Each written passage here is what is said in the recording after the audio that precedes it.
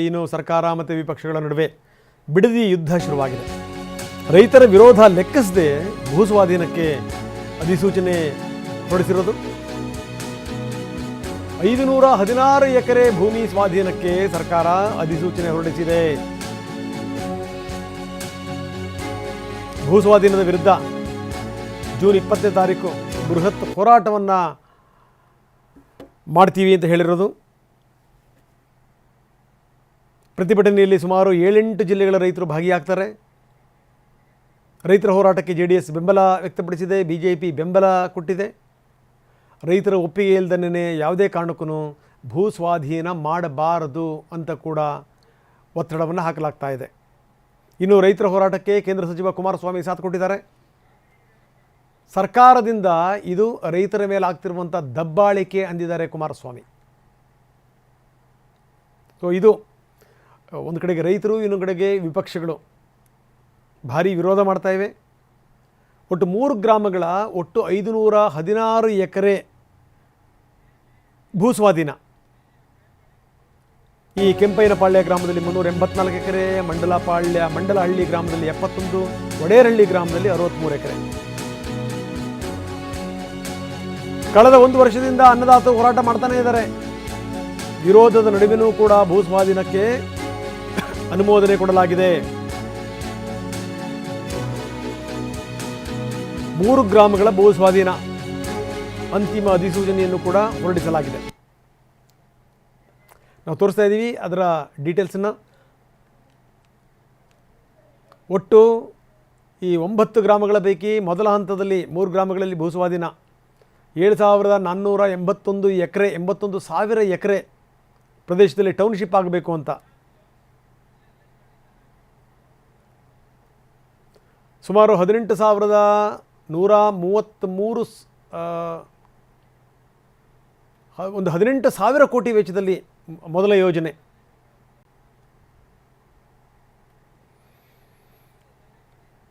ಬನ್ನಿ, ನಮ್ಮ ಪ್ರತಿನಿಧಿ ಪ್ರಶಾಂತ್ ಈಗ ನಮ್ಮೊಂದಿಗೆ ನೇರ ಸಂಪರ್ಕದಲ್ಲಿದ್ದಾರೆ. ಪ್ರಶಾಂತ್, ನಾವು ನೋಡ್ತಾ ಇದ್ದೀವಿ ಯಾರು ಏನೇ ಪ್ರತಿಭಟನೆ ಮಾಡಿದರೂ ಕೂಡ ಸರ್ಕಾರ ಯಾವುದೇ ಕಾರಣಕ್ಕೂ ಬಿಡುವಂಥ ಲಕ್ಷಣಗಳು ಕಾಣ್ತಾ ಇಲ್ಲ. ಹೀಗಾಗಿ ಸರ್ಕಾರ ತನ್ನ ಹೆಜ್ಜೆಯನ್ನು ತನ್ನ ಮುಂದೆ ಕಿಡ್ತಾನೇ ಇದೆ. ಇನ್ನೊಂದು ಕಡೆಗೆ ಪ್ರತಿಭಟನೆ ಕೂಡ ನಡೀತಾ ಇದೆ. ಏನಿದೆ ಇದರ ಬಗ್ಗೆ ಹೆಚ್ಚಿನ ವಿವರ ಪ್ರಶಾಂತ್?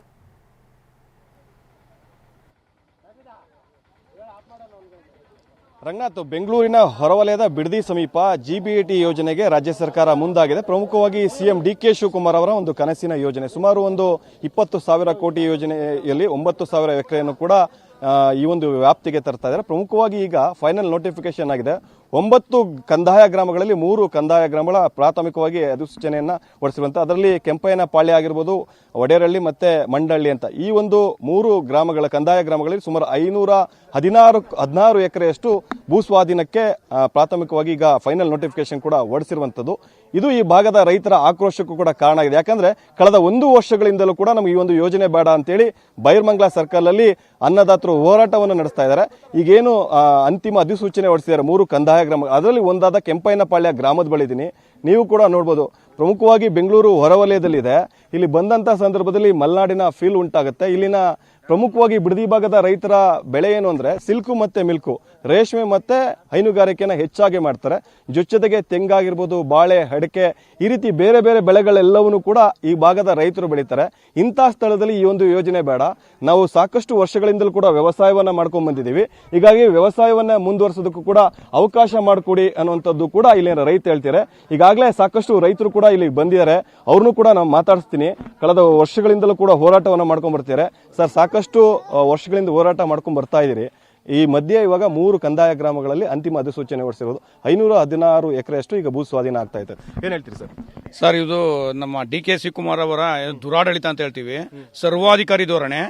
ಇಲ್ಲಿ 80% ರೈತರು ವಿರೋಧ ಮಾಡಿದ್ರು, ವಿರೋಧನ ಲೆಕ್ಕಿಸದೆ ಹಿಟ್ಲರ್ ಸರ್ಕಾರ ರೀತಿ ಒತ್ತಿಸ್ತಾ ಇದ್ದಾರೆ. ದಯವಿಟ್ಟು ನೋಡಿ, ನೀವೇ ನೋಡಿ ಪರಿಸರ ಹೇಗಿದೆ. ಹೈನುಗಾರಿಕೆ ಮಾಡಿಕೊಂಡು, ರೇಷ್ಮೆ ಬೆಳ್ಕೊಂಡು, ತರಕಾರಿ ಬೆಳ್ಕೊಂಡು ನಮ್ಮ ಜನ ಎಷ್ಟು ಸಮೃದ್ಧವಾಗಿದ್ದಾರೆ.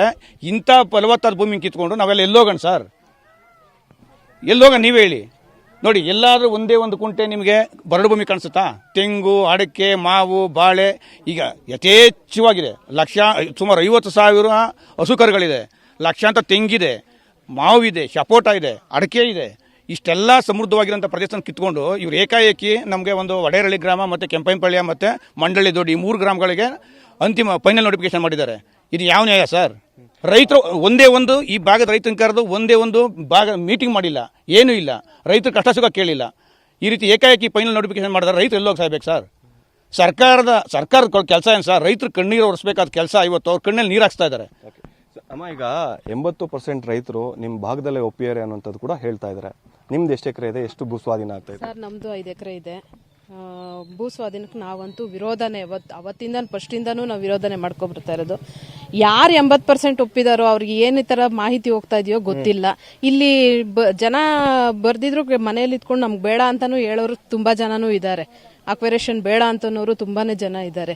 ಈ ತರ ಅನ್ಯಾಯ ಮಾಡ್ತಾರೆ ಅಂತ ನಾವು ಅನ್ಕೊಂಡಿರ್ಲಿಲ್ಲ. ದಯವಿಟ್ಟು ಮುಖ್ಯಮಂತ್ರಿಗಳು ಕೇಳ್ಕೊಳ್ಳೋದು ಇಷ್ಟೇ, ದಯವಿಟ್ಟು ಈ ಅಕ್ವೇರೇಷನ್ ಅನ್ನೋದನ್ನ ಕೈ ಬಿಡಿ. ರಂಗನಾಥ್, ನೀವು ಕೂಡ ಈಗ ಕೇಳ್ತಾ ಇದ್ದೀರಾ, ಇಲ್ಲಿ ರೈತರು ಬಂದಂತ ಸಂದರ್ಭದಲ್ಲಿ ಹೇಳ್ತಿರುವಂತದ್ದು, ನಮಗೆ ಯಾವುದೇ ಕಾರಣಕ್ಕೂ ಯೋಜನೆ ಬೇಡ, ನಾವು ಸಾಕಷ್ಟು ವರ್ಷಗಳಿಂದ ವ್ಯವಸಾಯ ಮಾಡ್ಕೊಂಡ್ ಬರ್ತಿದೀವಿ.